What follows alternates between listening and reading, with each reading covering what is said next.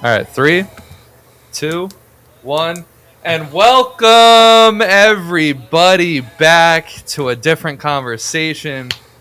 I'm your host, Thomas Saxby. We're here with Wolfie, so you know what time it is. It's the Built Different Show, and what we're going to talk about is mostly baseball today, but we're going to talk about it all today, mostly baseball, because we kind of didn't really make too much content during the playoffs. So we owe it to you guys to have a fantastic offseason and then a fantastic season next year.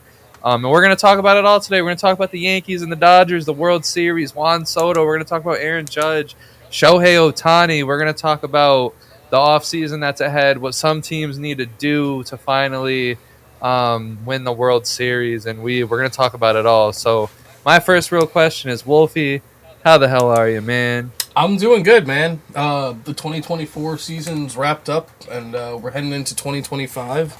There's a lot to talk about still with the playoffs that just happened, but we'll touch on that. But just quick one thing going into 2025. I just wanted to bring this up while it's on my mind. We knew about the Oakland A's going to Sacramento, right? Like, I feel like everybody kind of just forgets that they're not going to be the Oakland A's anymore after that insane playoff we just They're saw. literally only going to be the Athletics. Yes, but now another concern that I just thought about, because we didn't even really think about it as much with Oakland, but unfortunately after the hurricane that just happened, the Rays will not be playing in Tampa Bay at their original or at their stadium, the Trop. They're going to Steinbrenner Field. Now, the Rays are an interesting team because they can be pretty good at times. I don't know how much money they're going to be spending this year if their organization has to do repairs. They do they have so much talent on their team. Exactly, Still. and they've made trades last deadline too that most likely they'll probably get some talent out of that. But my point Wander being, Franco might come back. oh, imagine, that'd be horrible. Kidding. But to me, my question now is, because I feel like we didn't even think about it with Oakland, but with the wild card being, 3 teams now, and the Rays always being a kind of a sneaky team. Granted, there are teams getting better in the AL, but if they make the playoffs, even Oakland too, which I don't think has happened, but for the conversation, those stadiums can only hold about 11,000 people. The A's are actually adding in some standing room to add about 3,000 more seats, so about 14,000 people. But my question, I guess, in general, as a conversation is, if they do go to the playoffs, what do you do with that? Do you just have a 14,000 seating stadium playoff game? Or do you relocate it? Where would you do? Would you think it's fair to do that? Would the team be able to decide? I kind of feel like that's a weird situation because, think about it. If the Yankees play the Rays, the Yankees sell out every game. They're clearly going to, that place would be sold out at 14,000, and now you're losing 28,000 people in revenue. I'm very curious how they're going to go about that. God forbid one of these teams make the playoffs. Yeah, God forbid is pretty funny too. I think the expectation is that the Rays aren't going to make the playoffs. Is that what MLB did? I think. Well, also at the same time, I don't think they expected a hurricane to literally destroy their field. But it was God's. And listen, people out there, don't cancel me. No one died during this specific, incident. But I think that's God's way of saying get that trash out of here, yep. And maybe rushing the process of the new stadium because as everybody knows, no one shows up to the Trop. It's been tough seeing all these winning teams over the years, and them not having the proper support for it. As cool as the Trop's been, I thought it was a cool stadium. They got the whole dome thing going. It's different. It's a new vibe when you play over there. But no, that's actually a really good question. I think the Athletics answer is pretty easy. I think you could put them just right back into the Coliseum, and it's a money grab there. Then at that point, that's a really good point. Actually, it would almost be almost too good of a money grab. Because they didn't tear down the stadium, right? They're not gonna. If they do, I doubt they would do it within a year. I doubt the construction would be that fast or deconstruction. So I think they can send them over there because, at the same time, I think the Athletics specifically are going to put up such dramatically low attendance numbers. I think it's going to break the lowest attendance numbers they've ever had. Mm-hmm. Because if you think about it, where they're going, right? Sacramento. Yes. So they're gonna go play in Sacramento, and when it comes to the Oakland fans, whatever they have left, because they had the lowest attendance last year as well. What fans are really gonna travel to Sacramento from Oakland to go see them play, right? Mm-hmm. So like they're gonna have some low numbers, and what people in Sacramento are actually gonna give a fuck enough to go see a bunch of athletics games? Probably not a lot. I mean, maybe when like Shohei Ohtani is in town, or the Yankees are in town, or Angels, whatever, people might show up. But I don't think it's gonna be pretty for their attendance numbers until they're in Vegas, and then they better hope that they put a good product out there in Vegas because people aren't gonna care then. Yep. I mean, at the end of the day, I think the real problem with Oakland is going to be like they might end up ending this franchise because I don't see how you can attract people to the stadium ever again. Because in Las Vegas, you got to have a damn good team, or people aren't going to spend their money there. They're going to spend their money on the Strip. They're going to spend their money, doing other stuff. Why would they go see a terrible baseball team play? It's just like every other team in the MLB, besides maybe a couple franchises, where if they suck, the fans aren't going to show up. They just got better shit to do. Like the Washington Nationals, right? Yeah. When they made the playoffs and they were doing good, the fans showed up. But when they suck, nobody goes to a Washington Nationals game because there's a lot of other shit you could be doing. Yeah, absolutely right. A terrible baseball team on the field, especially with those locations. And yeah, but when it comes to the Rays, I mean, they'll probably throw them in a neutral site or something. Maybe they'll go to Miami. I don't know. I get what you're saying, and it's because I think that's the real issue, is that if they specifically make the playoffs, they're going to lose a lot of money, and I think they'll do something. They'll have to. Yeah, I think at that point, and I don't know how long the construction is. Maybe could it be repaired by then? I don't know. It would be at the end of the year. I don't know exactly how long. I mean, it looks like they put it together with fucking like just rags. They just put mad rags together because. Yeah, I really like. I don't know. Maybe I'm ignorant and I just don't pay attention. But like, I thought it was different from that. I didn't know it was just like. All right, here's a hot take. One's if you literally cleaned it all up, but just didn't have a roof. Like you cleaned up all the debris, made sure like the beams were structurally, the integrity was. Yeah, but that would be different. Like that, I don't know. I would like that too. I feel like they definitely have a plan, at least more the Rays than the A's. But just a quick touch on something you said with the A's, which is really true. It's not like when the Golden Knights came into hockey, because they were a new team. And when you're a new team, the draft process happens where you could kind of pull players and like you already like formed a team. With the A's, and it was like Vegas's first team and like all this good stuff. Yeah, and so like it's almost like you didn't know what you were getting in a way because it was a new team, which is exciting. With the A's, you're just bringing the same players over. So unless they develop and or sign a bunch of good players in the next 4 years, like the only way they could really, they're good at it though. Like giving them credit, they're good at building teams within 3 years. Like this team that they had this year. They could build on that. Exactly. Like it wasn't a terrible team. But my point being is, though, you do have a small window. Because even if you have, like, a couple of exciting players in 2027... Let's just say 2028 is the year they actually do go there. In 2027, you have a couple exciting players. You still are going to need the big fish to really make a splash in 2028. So either they're going to save all their money until then and make, like, a big move at that time... Or they better hope, at least in the next 3 years, like, don't get me wrong, Butler's a decent player, but, like, I'm thinking, who's the other freaking, I'm sorry, I feel like I'm forgetting his name, one of their biggest slugger right now on their team. Everybody knows who I'm talking about. I can't think of the guy's name on the A's right now, like, one of their best hitters.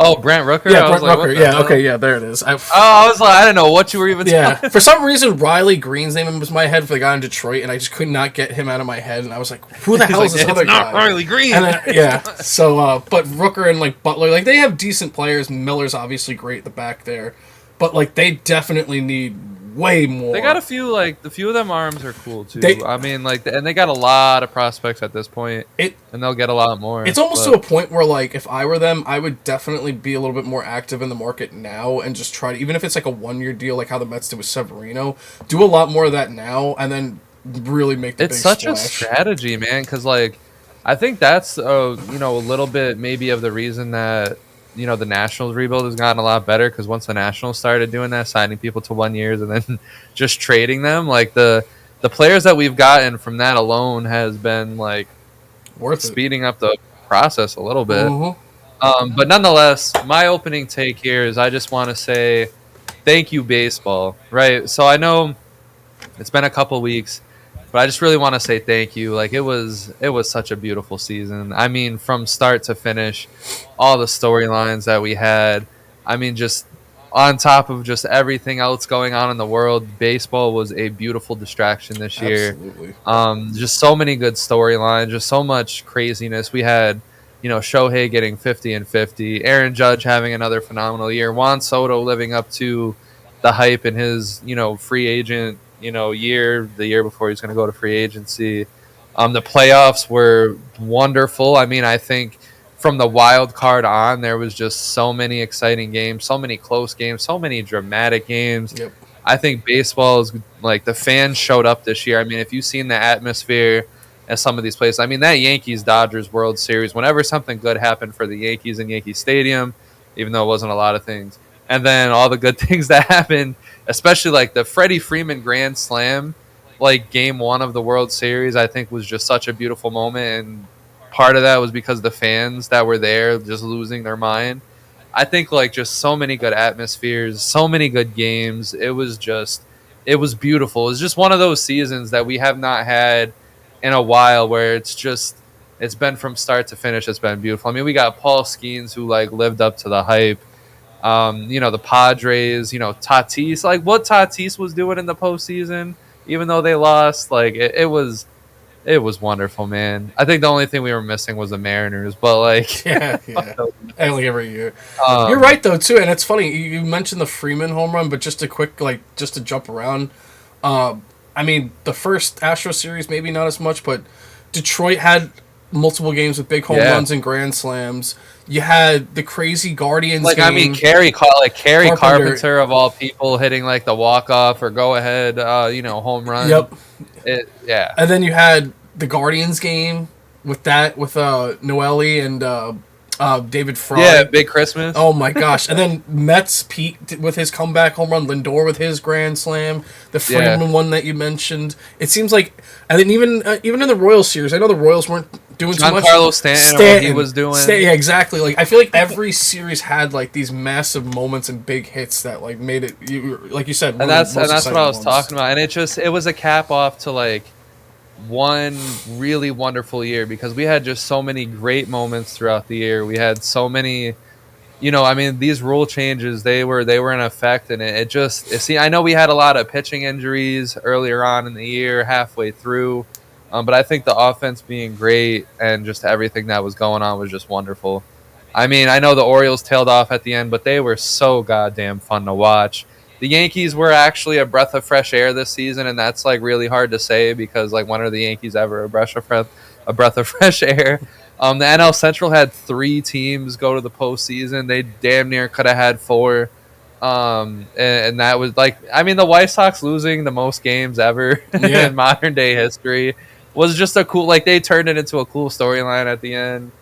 Astros making it again, but it is what it is. They crumbled. They lost to their former manager. I mean, like, what kind of shit is that? Like in Detroit, That's crazy. like, Yep. like I know they have to Revenge feel less tour. of themselves. The Phillies were just beautiful all year long. The Braves, they fought. I know they like failed at the end there, but just a lot of great things. It was a fun year, man, It was fun, and and I'm just glad. and I'll even give the Padres some credit for the storyline. I know they made some moves. Obviously, like they weren't a bad team at all without Soto, but they made moves like with Cease and all that. But the fact that they got rid of Soto and still made the playoff run that they did, I'll give them a lot. And of I'll credit for and that. yeah, and I like where you're going with that because I'll shout out the Padres as well. When you trade someone like Juan Soto, that should be like it. Yeah. And then not only that is that they lost Snell, and they lost they lost Hader, they lost some people, like some big pieces, and I think other franchises need to follow their footsteps because they just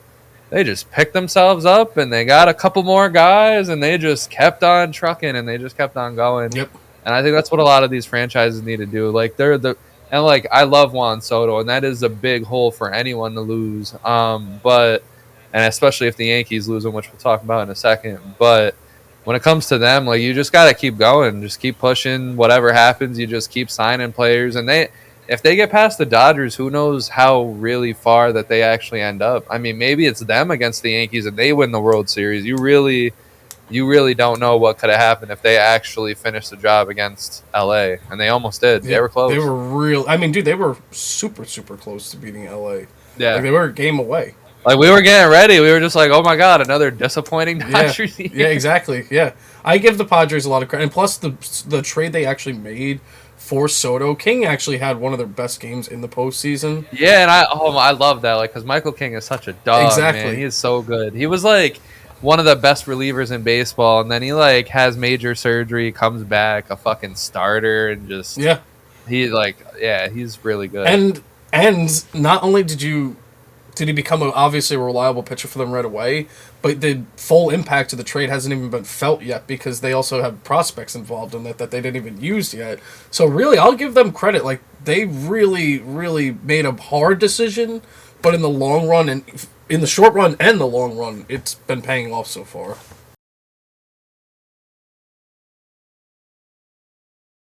Going into the Dodgers winning the World Series, especially, how do you feel about that? Because it was us. We were here.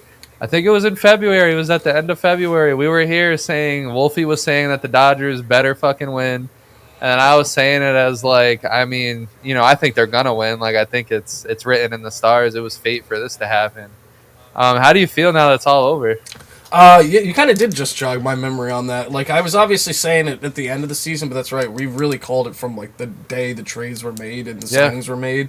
And even at the same time, on the flip side, we did it even with the Yankees when they got Soto.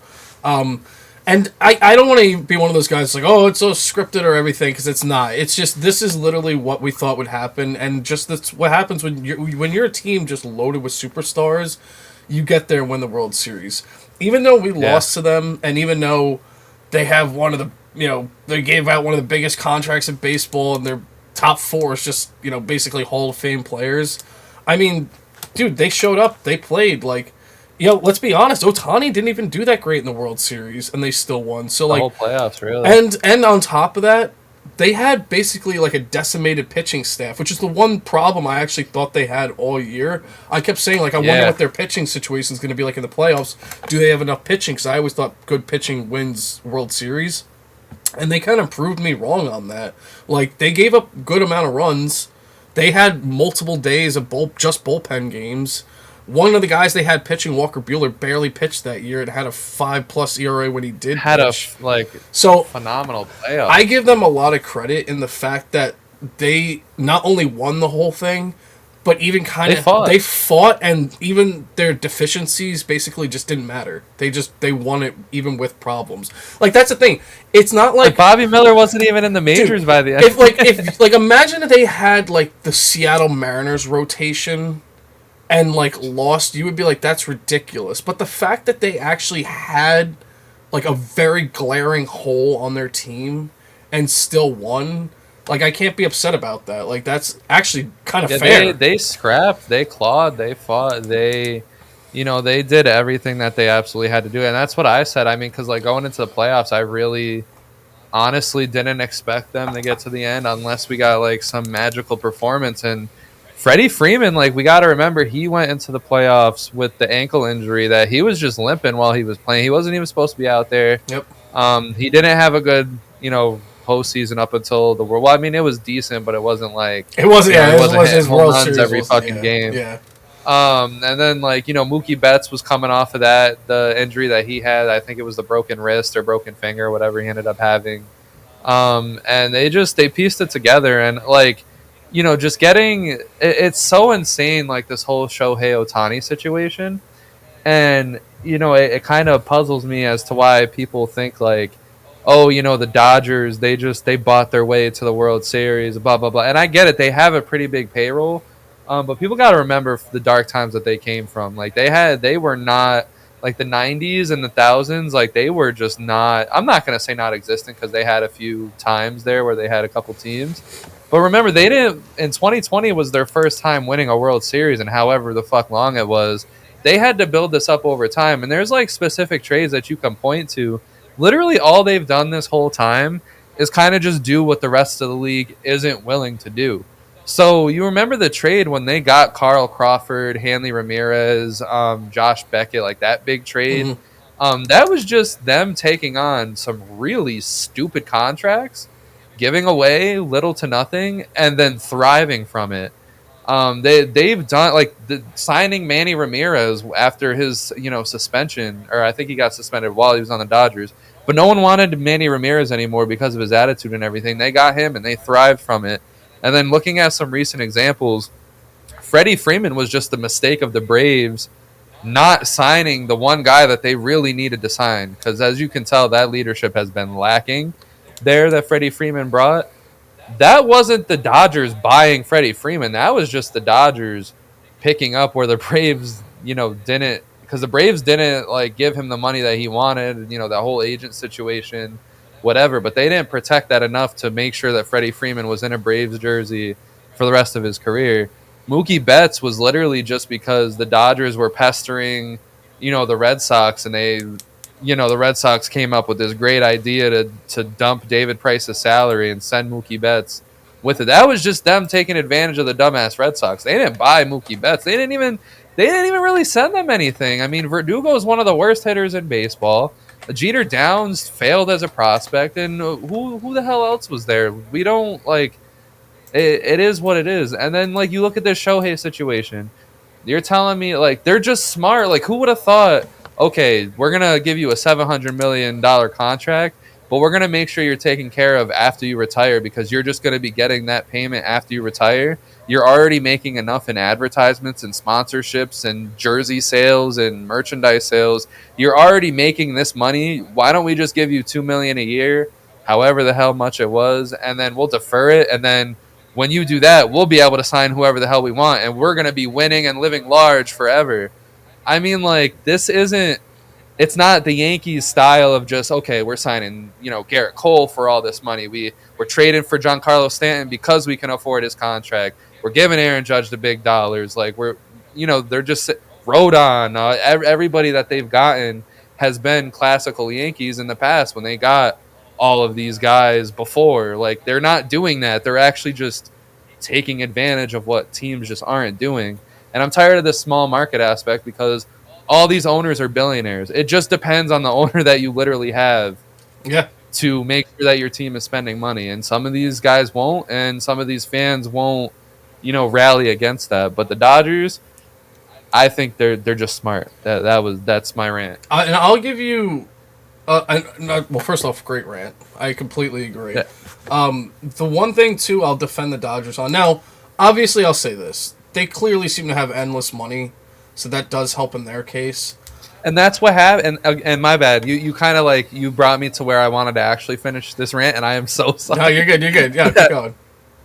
And that's the thing. The endless money thing didn't, like, it's not like they've always had endless money. They've done this through like advertising their brand the right way so that money can just keep coming in and keep coming in. Like, don't forget, they've been winning for a long time, like a very long time at this point. We're at like what, 10, like they were in that World Series with the Astros in what, 2017, but then they were good for a few years before that. They were good when they had Matt Kemp. Like they've been good for a while. They've just built their brand and they've made so much money. And it's a team like the Padres, right? So the Padres, we never thought they had any money whatsoever, but they took some big risks. The two Upton brothers, Craig Kimbrell. You remember that year where they just did a whole bunch of horse shit, Yep. but that horse shit sold tickets. People bought the jerseys. People showed up, no matter if they were winning or fucking losing. No matter if BJ Upton was embarrassing the city of San Diego everywhere that they went. Completely agree. It didn't matter, but they built a brand so that now later on, now they're able to afford Machado. They had Juan Soto, and they almost were able to sign him. They signed Bogarts. They built a brand similar to how the Dodgers did it. You just can't. I don't really think it's fair to say the Dodgers sat here and just bought the World Series. They're just smart. That's it. Sorry. No, you're Go good. ahead. I agree with that. The only dispute I would have is two things that are going to happen. One of them probably will happen, but the only thing I'll say this. If they sign Juan Soto, or if they give another big contract away, say like Corbin Burns, and it's all deferred, that's when I'm going to start saying, all right, this is getting fucking ridiculous. That's the only time yeah. I'll say it. Like, if they say Corbin Burns, like, 8 years, 230, all deferred, and then Roki signs there for, what's going to be an Otani league minimum, because, like, when he came over to the Angels, because they can't give him the big contract yet, then I'm going to be like, all right, they're just buying shit now. But, like you said, first... No, and you have a good point. Like, I just... I don't think it's there yet, though. And I'll explain why, too, because really, when you think about it, it's two big fish that they've really only bought. Otani and Yamamoto. And hear me out. Like you said, okay, all right, Mookie's on a big contract, Freeman's is. All right, first off, Mookie Betts got traded, so they got basically the first jump to give him a contract. That's not just buying him, that's trading for him, that's super smart. And like you just said, they're just picking up on the deficiencies of all the other teams. One of the best players in the league. Yeah. Like, why did no one else hit up the Red Sox? Yes, that's why... Fucking try to take fucking Price and that. Anyone should have done that. That's not anybody. That's not the Dodgers' fault. That's the other 28 teams that weren't involved and didn't do it. So that's... Like, where were the Yankees trying to pick up fucking Mookie Betts and David Price? Where were all? I'll even say the Mets, man. Even the Mets, like, because like, I'm sure anyone, like a toddler, would fucking take David Price as long as they're getting Mookie fucking Betts. Like, and at that time, even though he obviously wasn't good and didn't pan out, Alex Verdugo was a touted prospect. So that means other Jeter down, and so that, but that, and they were, but that also means that other teams were touting their own prospects and not giving it up. And I guarantee you, if you would have asked these GMs the names that were involved 5 years ago, I guarantee you half of those names never panned out to be anything. So it's kind of like they gatekeeped their prospects and then blew it. So first off, Mookie Betts off the table. That's not their fault. And the next one that I had to just look up. The fact that people, and I know what happened, is because they talked about it at the time, is that a lot of teams weren't as involved with Freddie Freeman, even the Braves, specifically why they let him go, because of his age, and they didn't think he was going to, like, age well. So he only got 6 years, 162, which is, like, basically, like it's less than $30 million a year. But when you actually think about the player that Freddie Freeman is... Like, he's been the most consistent player of all time. Exactly. So, like, that's actually a relatively cheap contract when you think about it. Yeah. I mean, honestly, and I even said it at the time, too. I know he's had some good seasons. Like, I would have still kept him over Matt Olson if I were the Braves. I know Matt Olson's younger, but they're basically getting paid the same money. And you could say that Freddie Freeman's, like, one of the best players in the league. That's easily. I mean, so Matt Olson hasn't proved that. I mean, he's good. I'm not saying he's not, but... like... He wasn't what Freddie Freeman was for Atlanta. Well, I'll say this, too, and because you brought it up even with Mookie. All right, if you went... Because I think he signed 2 years ago, right? So it's probably only 4 years left. All right, rewind to 2 years ago. Hey, Yankees, would you have gave him 6 years, 170? Hell yeah, you would have. He only got 6 years, 162. They could have probably gave him 6 years, 180, and been in a better place. Yeah. I honestly wouldn't be surprised if they gave him 6 years, 180. They maybe have took this to a Game 7, if not won the whole thing. Imagine Freeman, Soto, Stanton. Yeah, and that's what I'm saying. Like, why didn't teams just want this left-handed? Just like, even if he was a DH, just a left-handed consistent leader. Yep.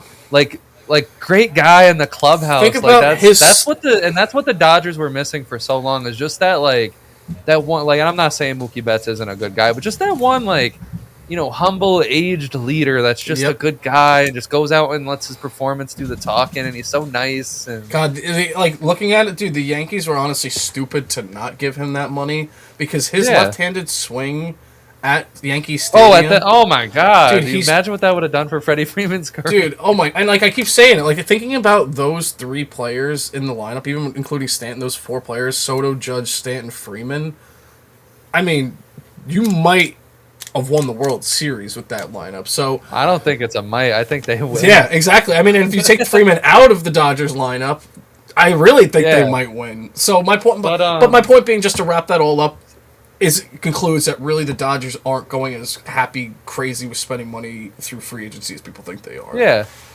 and that's and like the only thing that I would dispute, I don't think that the Shohei deferring all that money is going to be something that a lot of people do.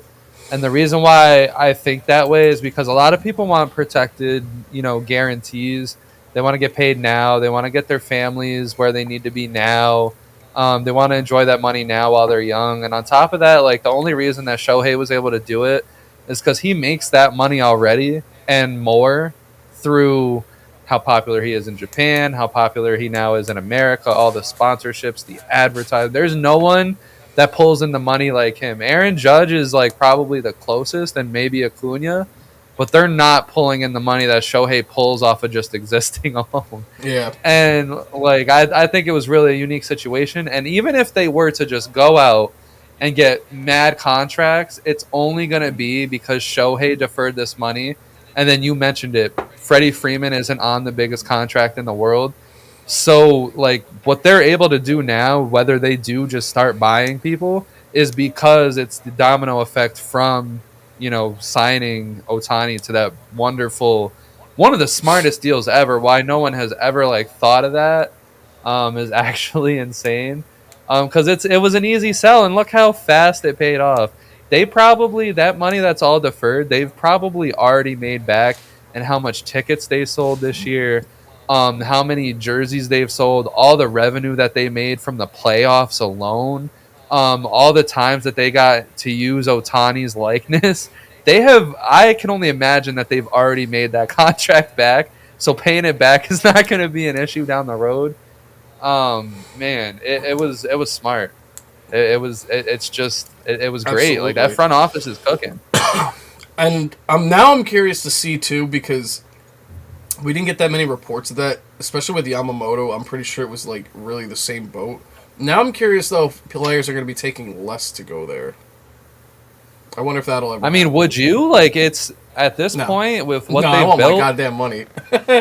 Oh no, for sure. But like, let's say you've already made, because like let's be real, like any player that's on like a $2 million a year contract, you're already set. Like you already got your bills paid. You're comfy. I do think though the players is actually, now I'm thinking about it out loud. I actually don't think they would allow that, because the Players Association would step in.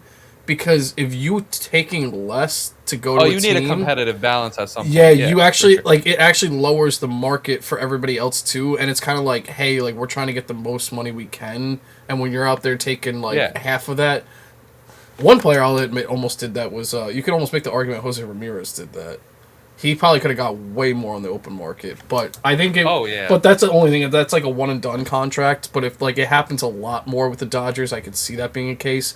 But also to their defense, too, when it comes to their starting rotation and their bullpen, a lot of their money is just tied up with offense. Like, they don't really have that, like, $200... Well, I mean, now they have Yamamoto. But they keep pushing everybody else out their ass. These prospects keep getting pushed right on out of their ass. Exactly. I'm wondering if they're ever going to make a big splash. Like, I could see them doing it just for the fact that they're the Dodgers, but I wonder if they're the type of team I could see eventually at some point doing, like, a big splash for, like, a reliever. But I don't know if that'll happen this year.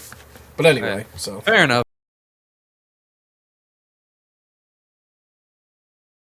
To the Yankees losing, how do we feel about that? Because that it's not looking like it's an absolute guarantee that Juan Soto is going to come back. Yeah, I think there's a part of... I feel like you could go both ways, where it's like, does he want to go back to like finish the business, or is it kind of like, all right, we kind of blew that type of situation? I'll say this, and this isn't even as much as like a Met fan kind of gloating type of thing, but Yankee fans, man, like, you guys lost in a really shitty way. Like, if you, I almost feel like if you would have like just had like a normal like 3-2 or 4-2 loss, it wouldn't have been as bad. But like that fifth inning was one of the worst blown choke jobs I've ever seen. It's got to be in like the top 5 I've ever seen in baseball. I mean, you gave up literally 5 I only want to put it... I didn't put it as high up because it's like they're already fucking, losing. Like, they have to win all 3 of these games. But it's just when it's Aaron Judge, of all people, just dropping the ball. Yeah. And center field, and then Cole not running it out, and all this, like, other madness. And Volpe with the throw. It's just like, dude, it was just all over the place. It's just like, for me, I don't...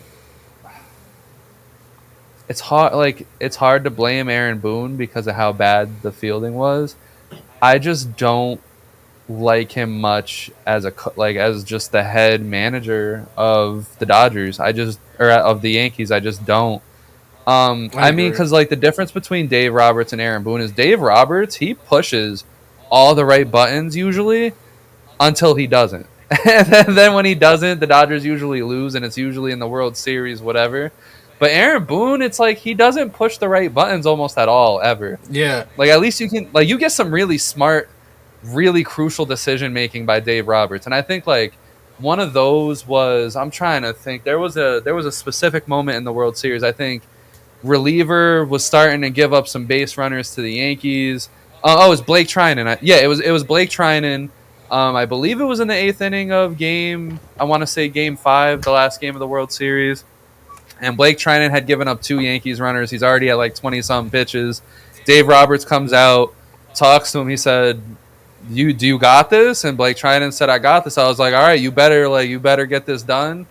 Blake Trinan gets it done, and that was honestly a decision right there because he should have maybe taken him out. I said it then and there. I said, if Blake Trinan doesn't get taken out of this game and he gives up some runs, that's going to look really bad for Dave Roberts because he had every opportunity to take him out. But he trusted in his guy. His guy got it done, and that's just one of the right buttons that he pushed. But when it comes to Aaron Boone, I don't think he pushes the right buttons. I think like specifically that whole game 5 was a mess. Like not taking out Garrett Cole, leaving him in too long. But like in the game 1, you took him out very early. Well, that's game 5. You let him go to like 100 and whatever exactly. amount of pitches. I was just about to say that, not Like, to cut you off, because you just said exactly what's been on my mind this whole time. It's not even the fact of pushing the wrong buttons. It's that you, first off, it's like you don't know what button you're going to press that certain day. What I mean by this is like Carlos Mendoza, just to take the Mets for example, or even like how you describe David Roberts. Like everybody kind of has this set track record of like how they manage, and it's like even when they're in the playoffs, they kind of keep that same persona like all throughout the season. Aaron Boone doesn't do that. There are sometimes he'll take off certain games and be like, it kind of doesn't matter. Like, there's a lot of games in the season. He doesn't manage, like, every game's important. Or, like you just said, all right, game 1, your best pitcher's on the mound. In the like, lighting it up. Like, he's got, like, 86, 88 pitches, lighting it up, and you take him out. Then the game he gives up 5 runs in, even if they weren't earned, you sent him back out. And it's like, one game you're analytically driven, and on top of that, it's not like you took him out early because you were going to pitch him early. You pitched him on the same day's rest, so there was no excuse for that either. So it's like one day he's pitching, he's super conservative or super analytical, and then the next day it's like, oh well, that's all thrown out the window. And I don't want to hear that was it's a do or die game, bro. This is the World Series. Every game's do or die. Game. Like I just told you, game. it's like certain games he's so passive and takes off, and it's like, oh, we have more time. But in reality, that's bullshit. Like, it's almost like there's no urgency. There's just some other things, like how did the Yankees get to the World Series and fall flat on their feet? Like, they didn't. It was almost like they didn't really even want to be there, like, at the beginning. Like, they were just kind of like their feet were stuck in the mud. Like, how, as a manager, after everything that the team has been through the entire year, of all the noise, of all the everything, how is Aaron Judge not locked in at all whatsoever? And I get Aaron Judge is his own human being, but where's the talk? Where's the talk with Aaron Judge? Yo, get your fucking shit together, man. Yeah. Like, where is that talk? Like, everything that the Yankees got this year was from the addition of Juan Soto. It had nothing, absolutely nothing to do with Aaron Boone. It was because of how good that team was. And, you know, you get to the World Series and the team just falls straight on there. No energy, no nothing. After everything that they've been through, after finally getting to the World Series, you don't even get to face the Astros. And it was just, I don't know. Reminds me of Mike Trout. Yeah, I completely agree. And it's funny, too, because you talked about, or even with Aaron Boone, right? If you actually, like, there's almost a 20-game difference in wins to losses from last. There's almost a 20-game difference in win the year before. 20-game difference in a team. Like, dude, Yeah. the Mets got a new manager and we won like 15, 20 more games. Like, it's like his track record like doesn't matter. Like, it's like no matter with the Mets, with Mendoza and it's gonna be weird. I'm giving the Mets some props here. But it's like Carlos Mendoza in general. Like, you think about the Mets coming into this year, as bad of a year as it was last year, after blowing that 100-win season the year before, You come in this year, the owner is just kind of like, hey, this is our like transition year. Don't expect the most. And he had guys on that field giving them everything. Like, you think about all of what actually went into it. Like, you had guys like Quintana just doing his thing. You had Manea, Severino, or Manaya, my apologies, Severino. Like, just guys that were like not well. Yeah, I could even. They were decently forgotten about. Yeah. And like, especially the Mets lineup, it was like no one was expecting a goddamn thing. And the Mets, just like, you can kind of tell, like, it was kind of the good manager, his good coaching, his good up and up attitude that kind of lifted the Mets through what could have been a miserable year. You got anything like that out of Aaron Boone, they're probably walking away with the easiest World Series win ever. But it didn't happen that way. Yeah, I completely agree. And now, it's almost like it wouldn't matter if he wasn't even there. It's like, right. I almost feel like it's so. Out of all coaches in this league, I feel like, and I don't know if it's because I watch a lot of Yankee games, I feel like he's like one of those managers that it's being managed by like the front office, where it's like, I feel like there's never like a gut decision from Aaron Boone ever. It's always from the office above. Like it's like, he can't make his own decision. And now they're gonna like let go of Gleyber Torres, and it's just, I don't. So like, and my question is, it's not even a question because I feel like I know the answer to it. I do think that the Yankees blew their best shot that they're gonna have in a very long time to win the World Series. And I get it, they got 27. It shouldn't really matter, but they haven't won since 2009. They're not seen as this big, great, powerful team anymore. And you had the chance to get that back going, and they blew their best shot. Because what are they without Juan Soto? They're gonna let Gleyber Torres go, and I think the hope of doing that is that they'll have so much money to throw at Juan Soto.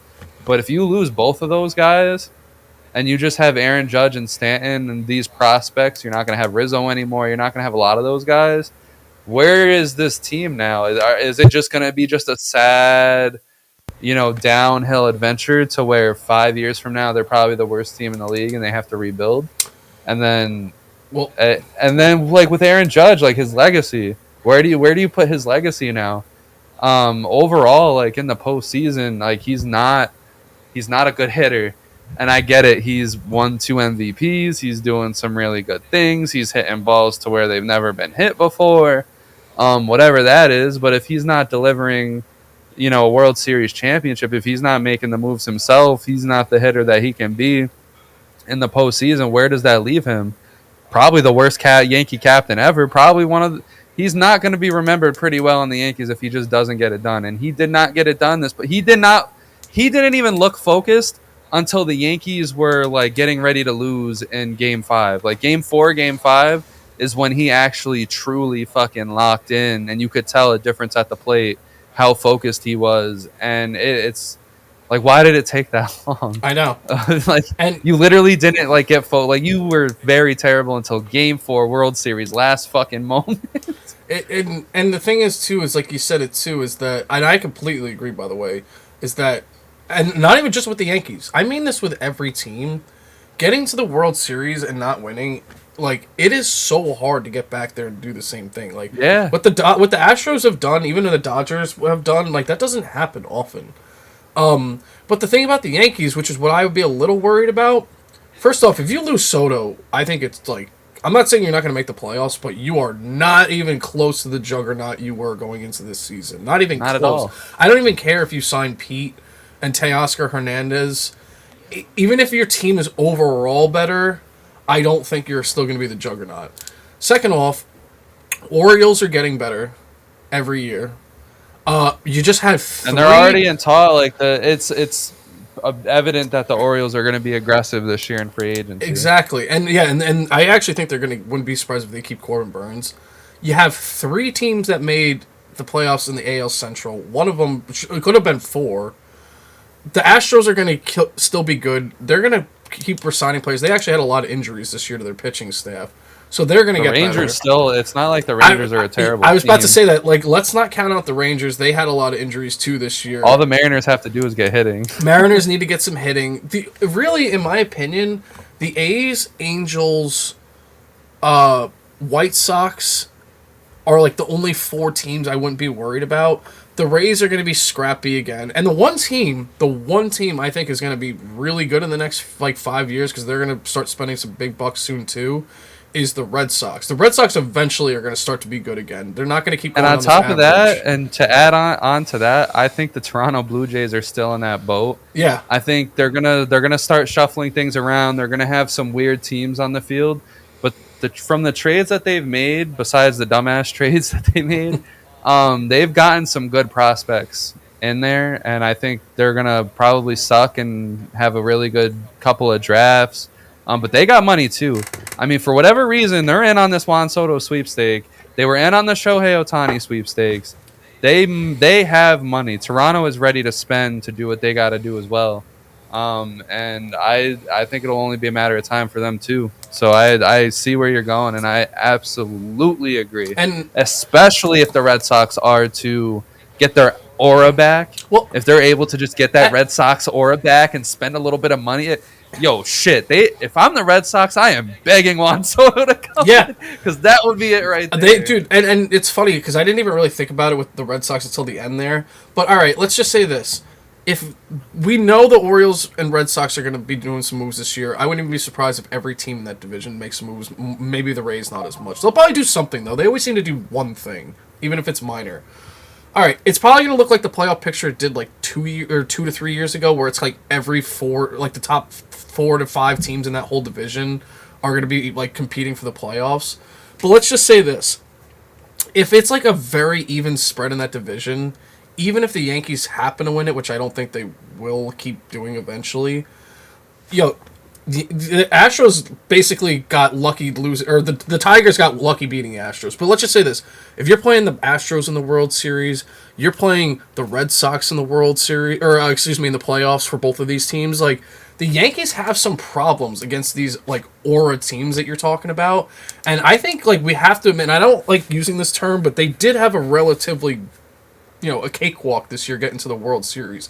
They didn't have to go through the Astros. They didn't have to play like a scrappy Red Sox team in the playoffs. Like, I do think eventually it's going to get to the point where these other teams are going to be in their way, and it's just going to keep them from getting farther, especially if they don't have Soto.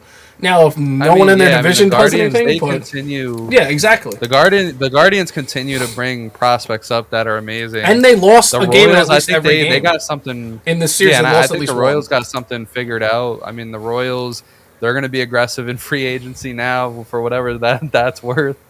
They actually might get then, Jonathan India. I don't know if you just saw that report the Yeah, other no, day. I saw that. That's pretty cool. Which is it's a beautiful fit. And then like for the Tigers, like they have nothing but just a bunch of guys. Yeah, So and a lot of prospects there too. So moving to Juan Soto specifically, what are your thoughts? Where is he going? Are you putting your Mets cap on for this one? I do. All right, I think it's going to come down to the Mets and Yankees personally. I don't think the Red Sox. I really don't think he's going to Toronto. Like, I'll be honest, I do not see him going north of the border. I think he's going to stay in the United States. Oh yeah. That would be hilarious though. You know what's weird? There's a part of me with Soto that thinks if he doesn't go to the Mets, it's because David Stern goes up to Cohen. Because I have a feeling Cohen is like, I literally want him more than anything in the world right now. And I feel like there's just that like part of him that like David Stern's the GM is holding him back and being like, dude, there's going to be a number, even if you can afford it, that we're looking at. Would you give this guy $60 million a year, or give 3 players like a 30, a 20, and a 10, something like that? My point being is like, Yeah. there's going to be a point where I do think Stearns is going to say that like it's not worth it. It might be financially worth it because you'll sell jerseys and people go to the park, but when it comes to building an overall team, it might not be the wisest decision to just focus in on one player. That being said, Especially because we got to consider that the Mets are most likely losing Pete Alonso if they sign Juan Soto to this ridiculous deal. Now, that being said, I also think Steve Cohen is going to do it because, let's be honest, dude, he's 26. We're not talking about a 30-year-old, 31-year-old. Even Lindor, I think he's turning 30 this year. Dude, we're talking about a guy that could be on your team for like 15 years. for the rest of his For the career, rest and of his let's just see career, how it he'll happens. probably be the best Met ever at the end of that. Or if Lindor too will definitely be there, but definitely Soto's will probably be that. You're gonna fill that ballpark with it. So in the long run, while yes, I know it's like you're dumping all those resources into one player. Personally, I think the Mets are gonna pull the trigger because I also think one thing that doesn't get talked about enough. I think there's. I mean, I don't know if he ever thought he was gonna go to the Yankees, but Steve Cohen was pretty generous in like not getting into the Judge talks as much. Remember, it was kind of like he stepped away and like knew like he didn't want to get involved and like take the Yankees player away. I think he's like, screw that this year. I don't care if he was a Yankee last year. Like, I am going full bulls to the wall, and he will give Soto $700 million if it takes that much. And I think that like Juan Soto is going to make that kind of money, and I think like teams would be stupid to walk away from this because you got to understand who Juan Soto is, right? Like this guy, he has power to all sides of the field. Not only that, he has like 40, 50 home runs a year power. He hit 40 plus this year. He has the ability to hit to 300, possibility of 200 hits per game. He's a decent fielder. I know a lot of people feel that he shouldn't have been a Gold Glove finalist, but that's just because, like a lot of fielders, there's some real bad mistakes that he makes sometimes. But overall, he's like gotten so much better as a fielder, and he's going to continue to. Or if not, they can move him to like first base, DH, whatever. And that'd be scary if he's only focused on hitting. I would love for him to become But a he's first baseman eventually in like maybe 5 years. Yeah, and he's a lefty, so he's automatically good against 75% of the league because 75% of hitters are fucking right, or pitchers are right-handers. So he automatically gives you that advantage. He protects your best hitter. I mean, we saw that with the Yankees. He protected the hell out of Aaron Judge. So if you're a team with like, especially like the Red Sox, imagine you get a guy like Rafael Devers, a guy that's already as nasty as Rafael Devers is. Imagine you get him some protection in the lineup. Okay, let's talk about the Blue Jays, even though we think it's one big hypothetical. Like, imagine he goes to the Blue Jays and someone like Vladdy is getting that kind of protection. You saw the good year that he had this year through a bad year in Toronto, through the bad year that Toronto had. Then I think like if the Yankees let him go, it's going to be the stupidest decision that they've ever made, ever made. And they might get the Juan Soto curse as opposed to the great Bambino curse that the Red Sox had to go through. Speaking of, that documentary was fucking great. Have you watched it yet? No, not yet. No. You should. I mean, it's stuff that we already know. We already know that the Red Sox came back on the Yankees, but that documentary on Netflix, Yeah, I've been meaning that to they do made that. for it, Yeah, but I haven't. it's gotten around actually to it. like it's really good, man. I mean, I watched it with my fiance. She like it was good. And But Juan Soto, and I'll be a homer here. Like, I'll be very disappointed if the Nationals are not in on it. I think they will Like be. the Nationals, I think they're a sneaky team. No one's thinking about them. Juan Soto already knows what it's like to be a National. He knows it was. He said his experience was mostly positive until the very end when we traded him away. It was a little bit ugly, but I mean, when it comes to that, if you're signing a 14, 15-year deal, you're going to a team for the rest of your career. So I don't think he's going to care about that. The Nationals had one of the biggest payrolls when they were a good team. I'm pretty sure they can afford it with no money. Like Patrick Strasburg's retired and Patrick Corbin is gone. The Nationals have money. Oh yeah, Um, definitely they do. They have. and I think like if the Nationals get him, it's going to be the biggest heist of the century, considering all the players that they got from the Padres. But another team, I think the Angels could be in on him. And I get it. The Angels are bad. Juan Soto knows that the Angels are bad. But if he doesn't take the trip to the Dodgers, what would stop him from taking the trip to the Angels? I unless he The gets Angels scared. were sneaky. The Angels were very sneaky on every player that they've ever gotten ever. They weren't the top. Like for when it came to Albert Pujols, it was the Cardinals or it was the Marlins. The Angels didn't like appear until like the last fucking day, and then it just happened fast. Josh Hamilton was not supposed to go to the Angels. The C.J. Wilson was not supposed to go to the Angels. Anthony Rendon was not supposed to go to the Angels. Like, and I get it. A lot of those players that I mentioned, well, basically everyone, it just didn't pan out. But they have the money and they have we're LA. They have that. No, you're right. You're right. And Crossing I the want to line be with some shocked. Dodgers. They got it, and it's not. They got his old buddy Anthony Rendon there. I know he's a piece of hot garbage Oh these yeah, that's days, right. Yeah, his buddy's there. but he's there. I mean, You know what it is too. I feel like normally I would say the money would just if the money was high enough, he would. I feel like the curse of Ohtani though, like how it's like Ohtani left and literally went to the World Series and won it the next year. I feel like players are now like I don't want to go to the Angels. Like they're just like a dying franchise. The thing though I will say about Soto, I actually do think he's genuine in the fact that like if it comes down to like a good chunk of change, that necessarily the team's winning might not matter as much. Where like if like the say the Mets offer him 660, the Yankees 700, but then the Angels come in with like 770, something ridiculous out of nowhere. I could see him just going with the Angels just because it's like, you know, he's gonna go with the money of at some point. and you gotta think about who Juan Soto is. Like at the end of the day, like how much he came up. Like when he was in the Nationals minor league like team, he couldn't afford a bed. Like he comes from nothing, so like he's gonna get every penny that he deserves, and it's very deserved. Plus, Considering like what everybody else makes. and I'm not saying they didn't have good players on the team. They actually had a lot of good players. But like just like you said with the Nationals, like there was one point they were 14 games below 500, didn't have much expectations going into the season, and he won a World Series with them. So to his point, it might be like, I'm on the Yankees. We had the highest expectations in the world. We didn't win it. You know, I'm on the scrappy Nationals and I won a World Series. So who's to say me going to the Angels that we couldn't win a World Series in the next 15 years? Like, that's the thing. Like, I think Angels, he's like they're building something. Well, they're building something over there. He's someone I could see like being like me being on this team. Anything's possible kind of way. Where it's like I'm not counting out a team because they haven't won recently. Like I can change that kind of thing.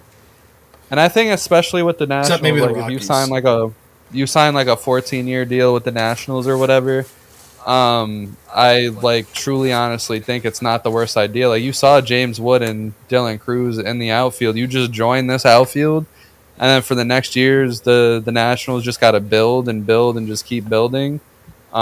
It's not a terrible idea. I don't think he's gonna go to the Phillies though. I think the Phillies, they haven't been as good as a team as they could be, is because they're basically maxed out money wise. I don't think they can even afford Juan Soto logically. The Braves could be sneaky, but I don't think they were. I don't know. The book. There's so dude. They didn't even want to do it with Ronald Acuna, so it's like I don't think they're gonna open up the book for 700. I'd be actually shocked if they were involved. Oh shit! Oh shit! I was like, what just fell? Like my fucking mic just flew up. Jesus Christ! Do you have any other thoughts on Juan? So what is your So your official prediction is the Mets? Yeah, I think the Mets will do it this year. I ultimately think that the Yankees will make the right decision and give him the money. I think they're not gonna let it's the only reason that they're possibly letting Gleyber Torres go is to absolutely ensure that they can give Juan Soto all the money that he's looking for, or like if they can compete in a bidding war with the Mets. I feel like they almost let Garrett Cole go for that reason. Like, I mean, you saw earlier in the offseason, they almost were just like, all right, like, peace. That gives us more money to give to Juan Soto. I think they're willing to do it. It's just, damn, imagine if he goes to the Red Sox or the Giants, man. And two, there's also maybe a point. It would be a vibe. It would be like, that would be something. Like if Juan Soto goes to the Red Sox or the Giants, that would be. And if the White Sox were in a good position right now, I would honestly predict the White Sox too. Like, it would just be a vibe. I actually think too and I don't think it has anything to do with ego, but it's just in general, like any person. I also kind of feel like him going to a team where he could be the overall best player has just like a little like sprinkle of incentive. I'm not saying you don't want the best players on your team, clearly because you want to win, but just to have that like 0.01% knowledge, like I am the best hitter on this team, because like Judge won the MVP over Soto. Like Judge is the better hitter on that team, but just if he goes to a team and it's just like you are the dog, I feel like just has that like just a sprinkle of incentive on that too. And I would think like the reason why he wouldn't go to the Yankees or the Mets is just because there's going to be so much pressure in either location, right? Like with the Yankees, like that pressure is it's gonna be very like pressured unless they like can win fast. His whole contract, it's gonna be this nasty stress and pressure of like the Yankees winning. And then the Mets, like the Mets haven't won in so long. If Juan Soto goes to the Mets and the Mets don't win like the first couple of years of that contract, a lot of Mets fans are going to be like, okay, like what the fuck? Like, we need to start winning. Like the years are getting longer and longer for the Mets here, where they're going to start getting to a very large number of years since they've won. The last time they won was what, 86? Yeah. Like we're closing in on that 50-year mark. No, I know. And then a lot of teams, man, haven't won in a while too. But it's just, Yeah, I don't think but like that's that Mets matter. pressure specifically in New York, like I think it's going to be nasty. I think if he thinks about that, I think that that's where these other teams can come in, like the Red Sox, the Giants, the Nationals, and like the Nationals. It sucks that it's not being talked about right now because it just only makes sense. It just only makes sense. The franchise would be his no matter which one of these young fuckers come up. The franchise is his. He won a World Series there. He got them their first World Series. I think it's the fact he knows though, like, he knows it.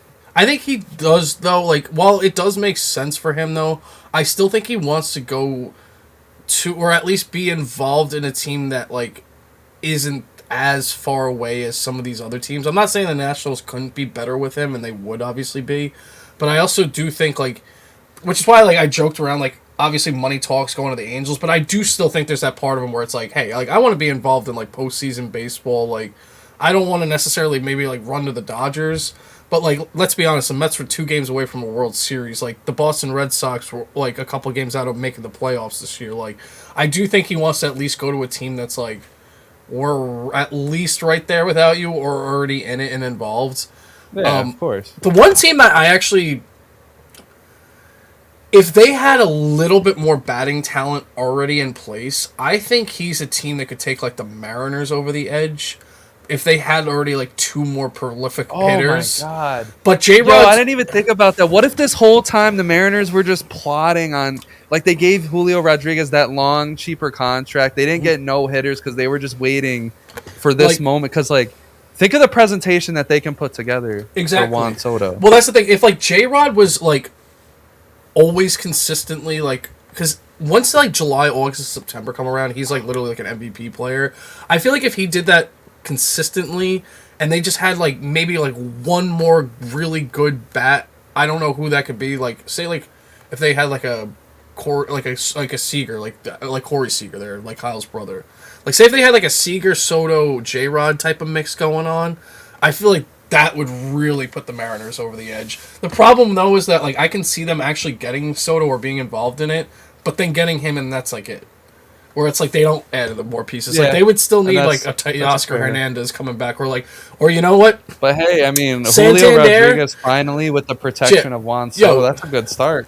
I mean, granted, you would have to spend a boatload of money, but think about how good this team could be if they added Pete, Soto, and Santander. Just go all in, man. Just get the top dogs. And Santander, okay, yeah. I mean, going into this free agency talk, like... Even if you don't get Pete, actually, you know what? I'll say this, because Pete would be a lot of money compared to, like, get Christian Walker, Santander, and Soto. Then that team would be definitely in the playoffs. Free agents, so like I said, I'll name a name where you think that they go, maybe a little sentence or two. You ready? Yep. All right, Christian Walker, 34 years old. I didn't know he was that old. I actually think he's going to the Yankees. Okay. Because I think they're going to miss Soto, so... I think he's going to get... And he's honestly... They need it. They need a good power first baseman. He's definitely underrated, in my opinion. He's a little bit older, but that's what the Yankees do. They get older first basemen. Okay, that's fair. I think I'm going to go with the Padres here. I believe they need a first baseman, if I'm not mistaken. I think Christian Walker is a beautiful fit for the Padres. He's already in that stadium about 19 games a year. I think it's a very lit spot, and I think he's one of the pieces that you get, and you get some pitching, and I think the Padres are they're actually a really good team again.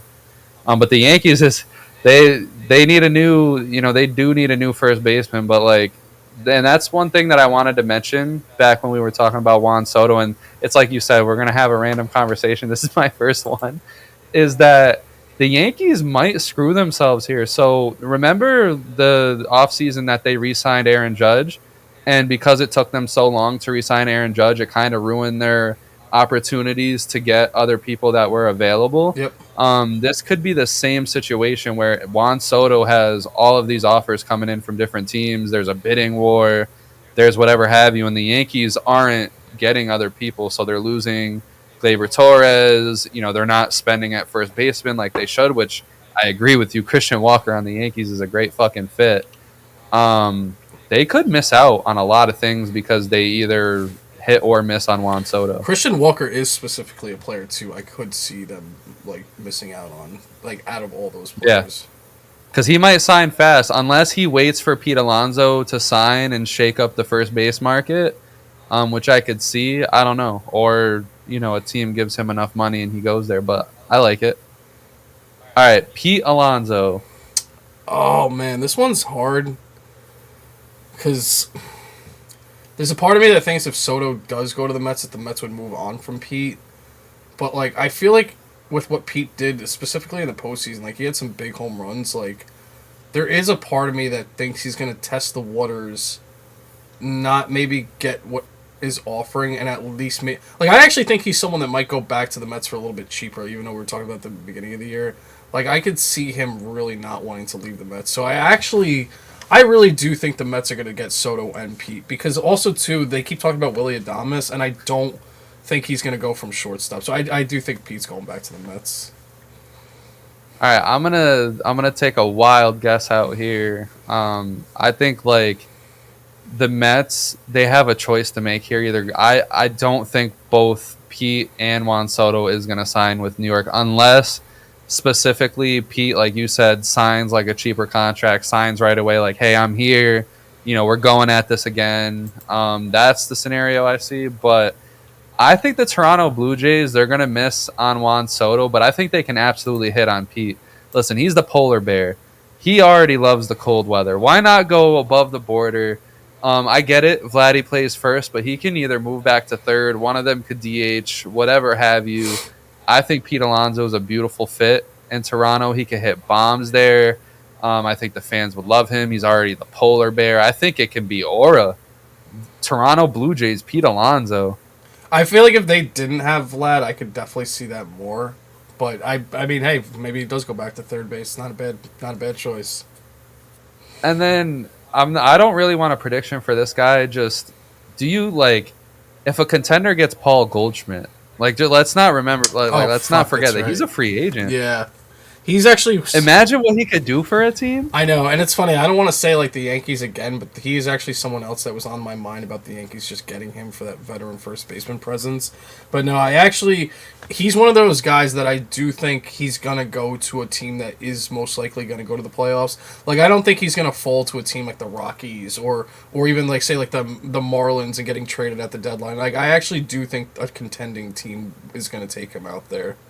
I'm trying to think. Like, I think the Yankees will get Paul Goldschmidt.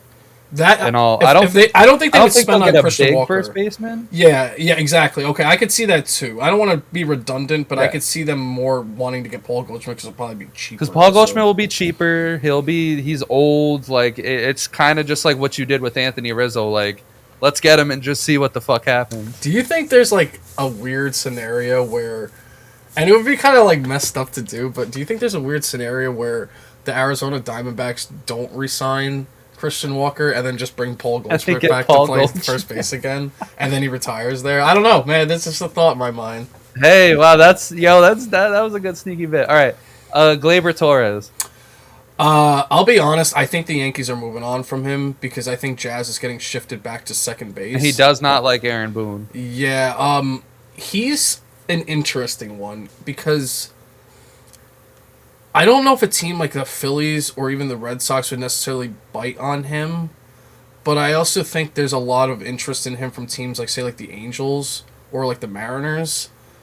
I would have to look specifically what teams need second baseman, but honestly, where I could see him going? Maybe like the NL Central, like the Cubs or even like the Brewers, like one of those teams that needs. He was drafted by the Cubs. Yeah, if the Cubs have an opening at second base right now, I actually could see him going back to the Cubs. Actually, that's my thing. I could see him going to the Cubs if they need that. I think that's good. That's a good guess. I think like the two. So I have to actually make a prediction now. What team needs the most? So I think the Mariners. I don't like the Mariners are very famous for not getting the guy that they should get, which is, in this free agency, it's the Juan Sotos, the Pete Alonsos. I think they're going to get Gleyber Torres, and I think it'll be a good move for them because I think Gleyber Torres is good. I had the Giants in mind because I think the Giants will miss on. They usually do that. They'll miss on so many free agents, and they just end up with one of the guys in the middle there. But I think the Mariners. I think the guys under Jerry DePoto, Derry DeLuzero, whatever the hell his name is, I think that he's under a lot of pressure, and he's going to try to answer it with Gleyber Torres. I can see that. I could definitely see that. I would have to see the team, because what it is too is that there's like some teams that do have second basemen right now that might not necessarily be willing to keep them over someone like Gleyber. So I would have to see exactly what teams would be more specifically moving on. But I definitely could see him still at least going to an overall decent team or a team that has a shot at making the playoffs. I don't think he's.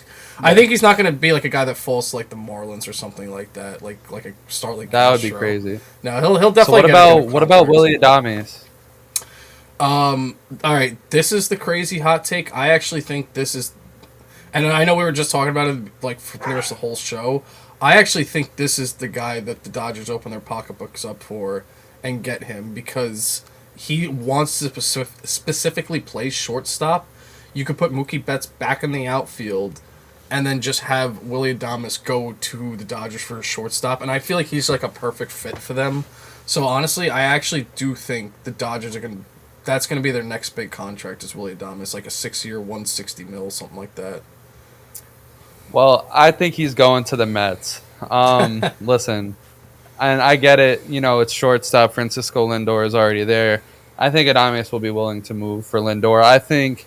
Listen, I get it, Wolfie. The Mets they want Juan Soto. Maybe they want Pete Alonso. I think they miss on Juan Soto, and I think they use that money to get Pete Alonso, to get Willy Adames.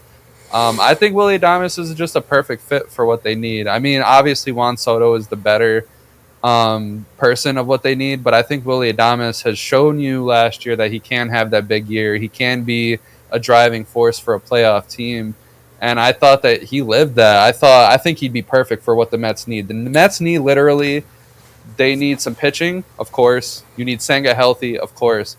But I think you just need one more bat to get you over that. I think the Mets have been one more bat away for a while, and I don't think they're going to get Juan Soto. I think they'll get Willy Adames. What's funny? There's actually a hot take going around right now, and this is how I think about it.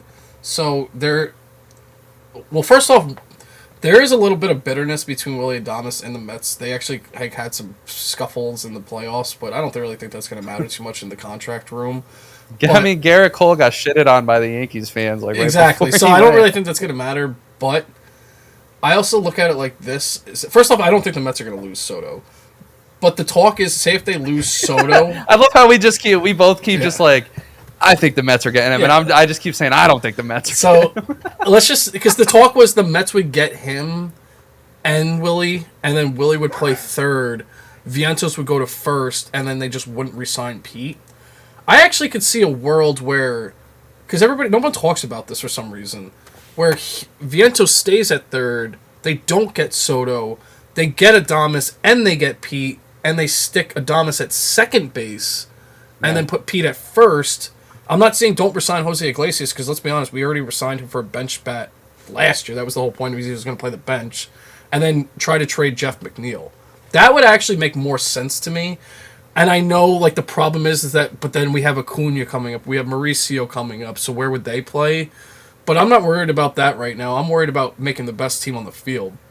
So while I know the better solution technically on paper would just be have him play third, Vientos goes to first. Don't worry about first base. Just go get another outfielder. But in a world where they do want to keep Pete and get Adames, I think that's how they could fix it around a little bit. Plus, I Yeah. also think eventually they're going to try to make Acuna a center fielder. Because he's already been playing there a little bit, but that's another story. I don't, and yeah, that would be fucking spicy. I'm gonna get him on most of my fantasy teams next year. But when it comes to third baseman, I mean, Alex Bregman, I don't really care. I don't think Alex Bregman's at that point of his career where he's gonna. I think he's either gonna take a lot of money from a team like the Rockies or like, maybe the Nationals get him for whatever fucking reason. I actually think the Nationals could get him. There's a lot of I don't want him. I don't think he's going to matter much to a contender in my eyes. I think all the contenders have their eyes elsewhere, so I don't care too much about that answer. But I think, crazy hot take, maybe this is true, maybe this is not, I think Yoan Moncada is going to end up going to a team like the Dodgers or a team like the Yankees, and I think he's going to revive his whole career. I think it's going to be so good for him to be out of the Chicago. I think he's going to go to a team, maybe even the Mets take a little chance on him. And he's going to be cheap because no one gives a shit about him. But I think he's going to revitalize his career with it because the Dodgers are famous at doing that, picking up these players and getting them back or even better than where they were. And as weird as it sounds too, I do like that take. I could also see team maybe like the Brewers who, if they lose Adames and need to replace a shortstop or an infielder, they could do something like that where they take a chance on a guy that's maybe not as well known. Even Gleyber Torres, I kind of mentioned that before, but I feel like they're the type of team that could also maybe be involved in these guys that might not get top dollar. All right, so center fielders, there's really nobody. We talked about Juan Soto.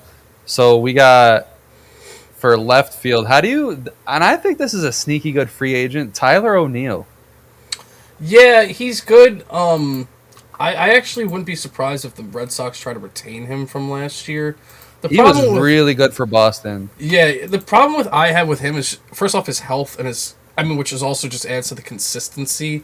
I feel like you don't know what you're going to get with him because he'll either be great or he'll be crappy or he'll be hurt. It's there's no consistency with him. So, I don't think he's going to go to necessarily a top dog team. I could see him kind of doing what he's been doing where it's kind of bouncing the Cardinals, Red Sox, where maybe in that mid-tier team.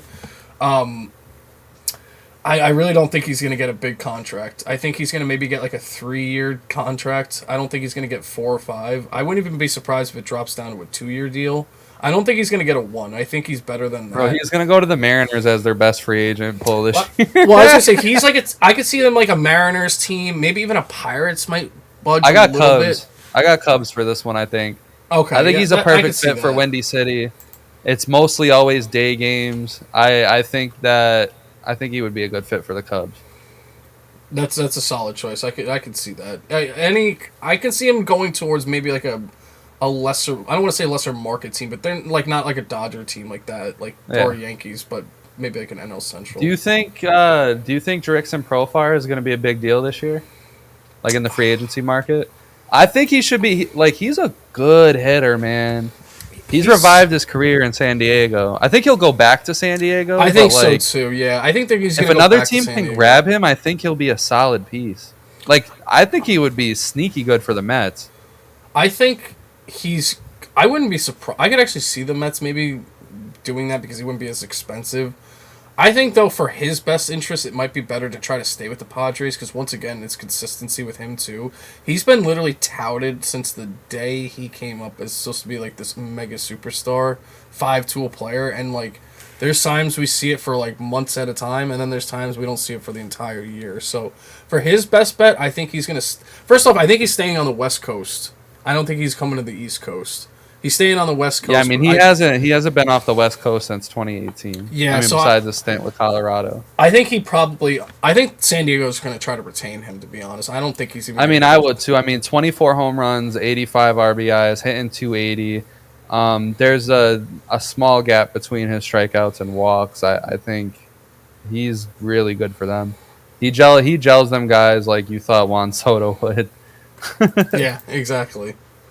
Plus, with them losing some of their outfielders, I could see him staying there. Anthony Rendon. No, I'm just kidding. Anthony Santander.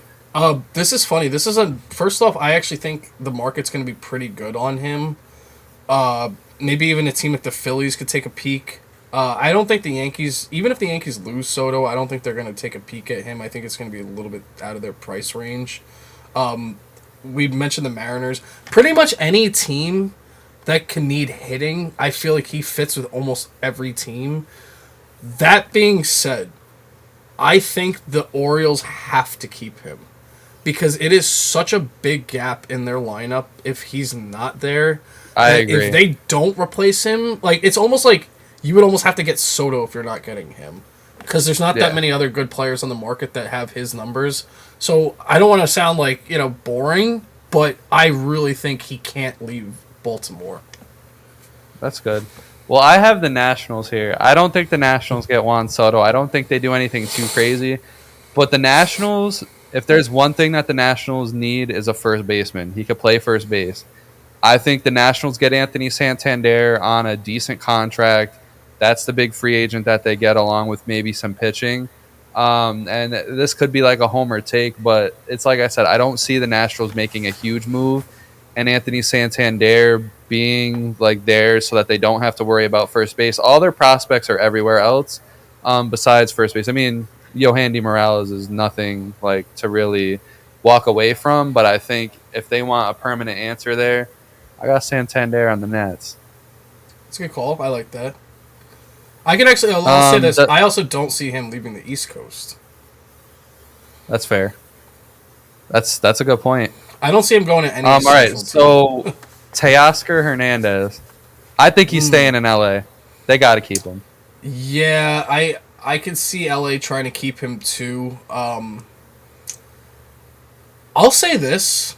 Hot take. Yankees. I think he's done with this 1 year, 2 year stint. I think he's finally going to get a 3 or 4 year contract, and this is kind of be the last hoorah for his free agency. Maybe he'll get another 1 or 2 year after a 3 or 4 year.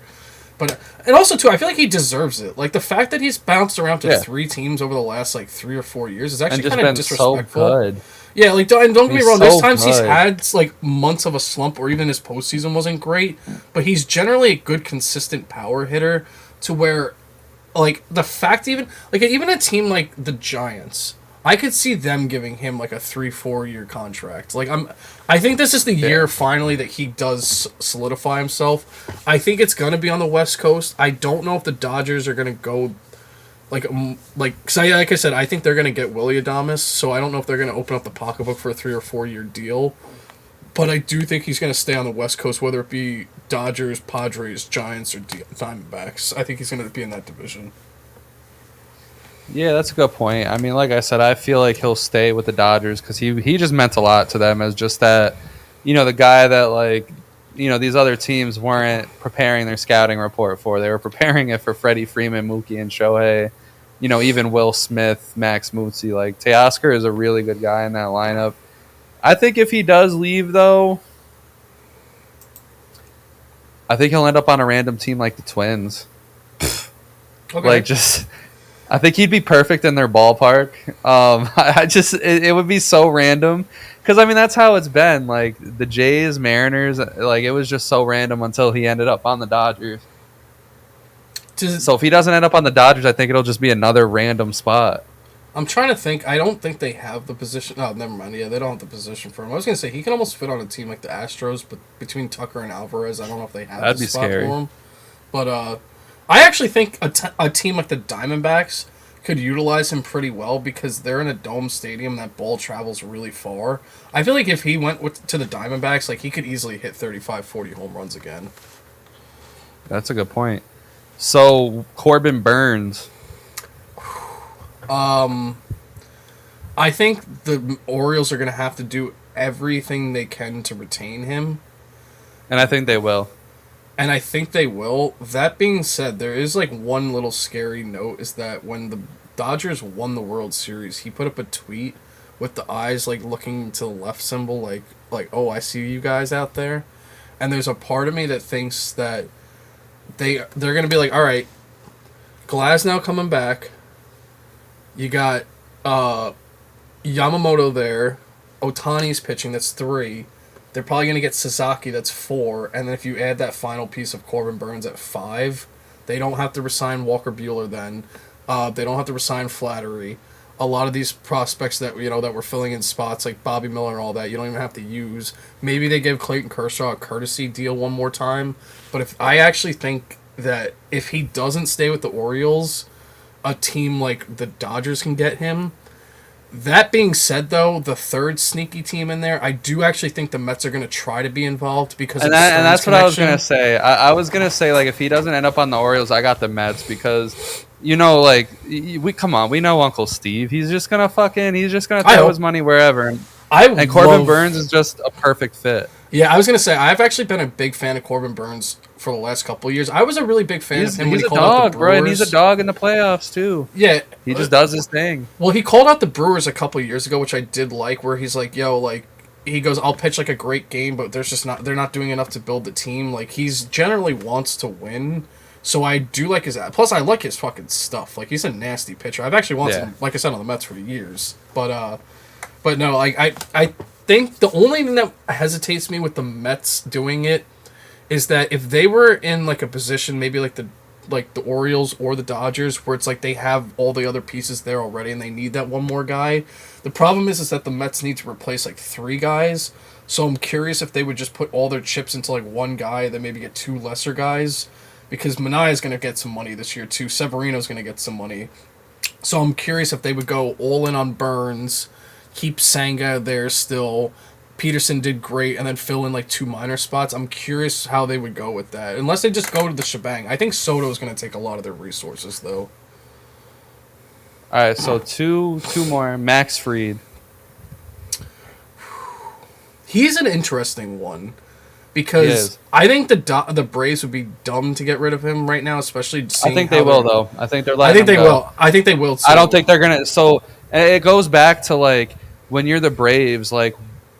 It's tough enough that they already did it with Riley, but it's like, are you really going to pay this guy all the money that he wants, and everyone else that took a cheap deal are supposed to just sit there like, yeah, well, what the fuck? And that's the problem that I think the Braves have ran into is they're going to have to keep relying on these guys like Chris Sale to come in and just be magical on a cheaper contract, because there's no way you can give Max Fried all that money.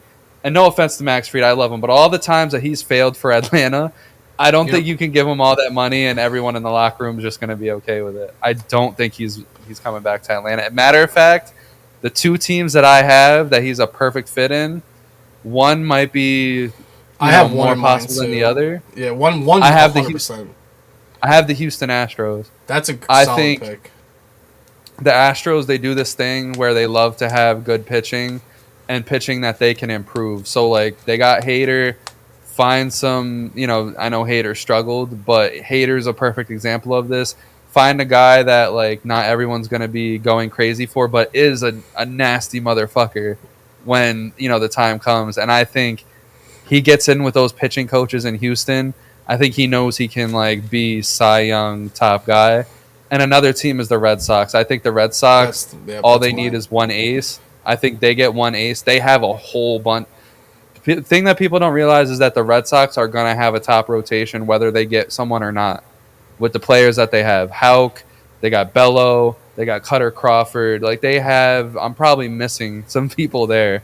I think they get one guy like Max Fried. I think they're sailing. They're balling. You took the words out of my mouth. I don't think they're a team that would necessarily go maybe for the Corbin Burns, but I could definitely just see them being like, all right – we gave you Chris Sale last year. You took our lefty. We're going to take your lefty, and he's going to be our ace of our rotation. I actually would be shocked if he doesn't go to the Red Sox, because I was like, first off, I actually want to say, because I didn't think about them right away, that Astros take is super solid. I actually think that would be very smart of them to do that. I think the Astros are going to sneak in and get one of these guys. I even said Barrios as like a guy. I don't think he's a free agent this year. I think he had an extra year. But if they get someone like that, like a guy that, and it's just what teams like this do. They get a guy that a lot of people have maybe forgotten about, and they just end up completely just nasty. And I think that's Max Fried is one of those guys. And also off the top of my head, there is one other team. Well, actually, the entire division that I'm about to say could use him. But for some reason, I could also see a team like the Cardinals going out of their way and picking him up because they're usually pretty sneaky with these pitching prospects, and they've been a little lacking in their starting pitching over the last few years. I could see him going there and partnering up with Sonny Gray out there. Maybe I think they still have Lance Lynn, even though he's whatever. But I could see them trying to like upgrade at least more so from just like Sonny Gray. So I could actually see him maybe going to there too.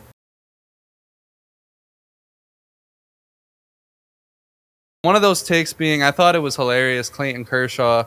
I think obviously we know that Clayton Kershaw is probably going to end up with the Dodgers, but man, is he out of shape. And man, it seemed like he's done, but he only signed with the Dodgers just to see if they could do it, just to see if he could get another championship on the resume, and it worked. So I Didn't even have to throw a pitch. That was my one take. It's like getting an A on a group. It's like he put in so much work into the group project year after year and came up with nothing. And then the 1 year he was just like, fuck it. I'm just going to fucking stick around, see if these guys do it. They do it. And you saw him mad fat on the field just celebrating. I know. That's crazy. Dude, he's completely out of shape. Yeah. I can see why he's been hurt for the last year straight. Like I said, I think this could be the year that he's actually done. I think they're just like, all right, we love you, but where are you fitting into this plan? By the way, just funny thing about the ring, I think it was Miguel Vargas, the guy that got traded from the Dodgers to the White Sox, and remember that crying meme? He actually got a World Series ring. Because the way I didn't know that, I didn't realize it's like even if you get traded mid-season, you're still part of that roster. Because you technically put in work. Yeah, exactly. Yeah. So he technically got a ring. I think you have to play 10 games or 5 games or some shit to be able to qualify. Because there was a guy that spent 5 days, 5 games with the Dodgers and 6 games with the Yankees, and he got a ring either way. I forgot crazy. That it was some reliever, but he got a ring no matter what. Oh, maybe it was. So he's Ferguson? Sitting there. Caleb Ferguson. Yeah, and he's just sitting there watching the World Series fuck yeah, I win no matter what.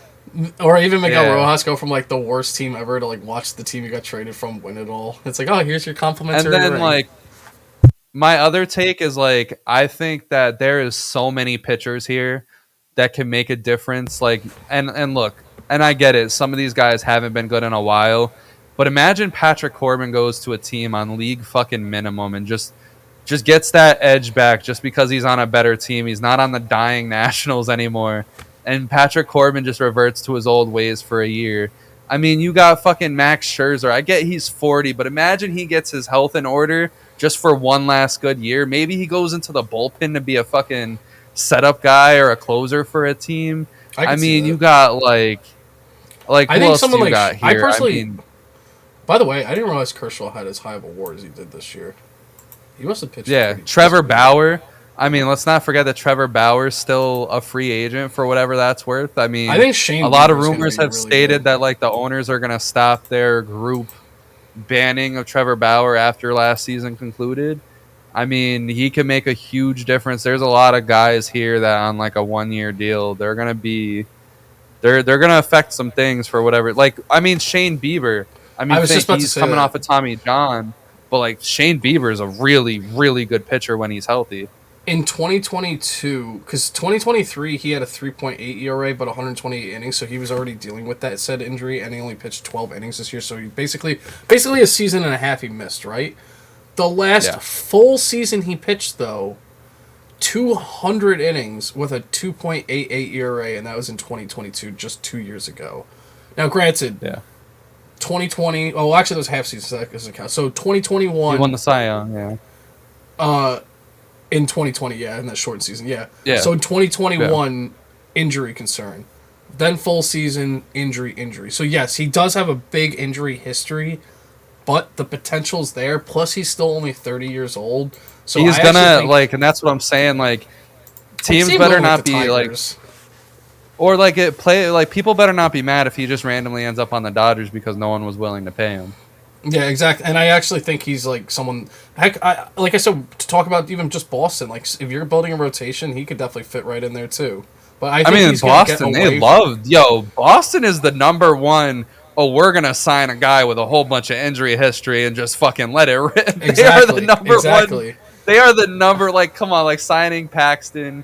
getting Giolito. Like they've just done it over and over and over. I'll be again. honest. I'm not a big betting man, but saying it out loud right now, I wish I would have known the division he's going to go to. Obviously, before I placed this bet, but I wouldn't be surprised if he's in the top 5 Cy Young this year, if he has a healthy Shane season. Bieber. If he has a full healthy season, I could see him being in the top 5. I mean, it's if he goes to a team like the Astros or the Dodgers. Like, I'm going to be like, or like the Phillies, just, it could happen. He's going to make a rotation better. Speaking of that, too, I was going to say this before with Snell and Fried and Burns and all that. It'll never happen, but a team that would be smart to fucking pinch and buy one of these guys is the Pirates. Because now that you have Paul Skeens at the top of your rotation, if you have like a 1-2 Jared punch, Jones. Oh my god. And I'm not saying you necessarily need, like, that's what I'm saying, like, Fried's probably not going to get Corbin money. Or even like a Shane Bieber's not going to get Corbin money or Fried money. So like if they even had like one of those guys and then say like, all right, Skeens, Fried, and then say like a Severino or a Manaea, like all of a sudden that team's rotation's looking a lot better. I mean, just think about the pitchers they already got: Skeens, Keller, Jared Jones. I mean, they're stacked. At so that, all right, so you know what? So now that you said that out loud, all right. Add in Manaea or add in Shane Bieber, and I think that rotation could be like one of the best in baseball. Oh yeah, absolutely. They don't need. Do you have anything else you want to? Do you have anything else you want to talk about, or are we good? I think you took all the words out of my mouth today.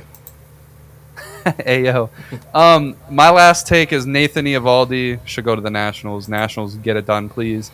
I really would like someone like him on like a cheaper, longer deal. I think he would mesh well with the younger guys. But with that being said, we're going to get out of here. This was a wonderful episode. We had a lot of good takes here. We hope you guys enjoyed it. Make sure you guys like, share, subscribe, get in tune because we got a lot of things coming. We're pushing content again every single day. We got something for everybody. If you want to just sit back and relax and laugh, we got that. With our non-sports stuff. If you want some of the best takes from NBA, NFL, or MLB, you come here. If you want, if you're a wrestling fan and you want to just sit back and listen to some knuckleheads talk about wrestling, we got that. I mean, we even got video games. We're going to come back with this video game thing. I promise. We're going to figure it out. But with that being said, we got something for everybody. So make sure you guys are on the train because we're here and we are growing every single day. And so should you. So make sure you're having a good day, night, wherever you are. And peace. Peace.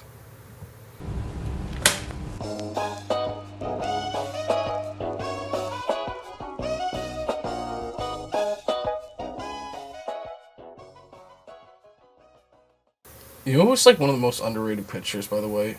David Robertson. You said pitcher? David Robertson. Oh my god. He's just I don't know. I hate watching him pitch because I don't know how he's good anymore. I know. Like I'll watch him and then you see that his fastball is not like fast anymore, and like it's just like how the fuck is he still? He's 40. But he's been pitching since I started watching baseball. But he was like he's been around for such a fucking long time. Hasn't it been like since 2007 or some shit? He's been playing since Bush was in office. That's what I'm saying, bro. Like I remember him. He was like the best setup man ever for the Yankees. Yeah, he was there from 2008 to 2014. Yeah, that's so crazy. One thing too that I didn't even really think about is that he pitched a shitload of innings in his career as a reliever. Yeah, from 2010 he was almost like to 2010 to 2018, so 8 straight years, he pitched a minimum of 60 innings. And he just stuck around. Yeah. And he clearly didn't get injured for a while because it's like 19 was his first injury year, so almost 10 years of pitching without getting an injury.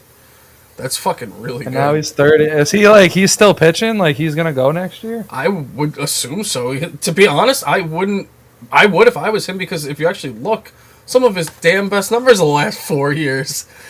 Dude, since 2000... He's about to be 40. 2022, 23, and 24, he had a 2.4 ERA, a 3.03 and a 3 flat. I would keep fucking pitching. And he's getting like 12, 14 mil a year. That's so crazy. I'm actually pissed the Mets didn't re-sign him this year. Well, I mean, it's like, why would you? You know, he should shit the bed at some point. I'm just so amazed it hasn't happened yet. And if it's actually, I didn't even notice it too, which is mind-boggling. You want to hear something crazy? This year he pitched the most innings ever in his career in 1 year at the age of 40. The fuck? Did he have that injury and they just replaced his entire arm Yeah. with like something that's never gonna fucking Clearly break? And that's actually, I want to post that somewhere. I want to post that somewhere. How does that not get talked about?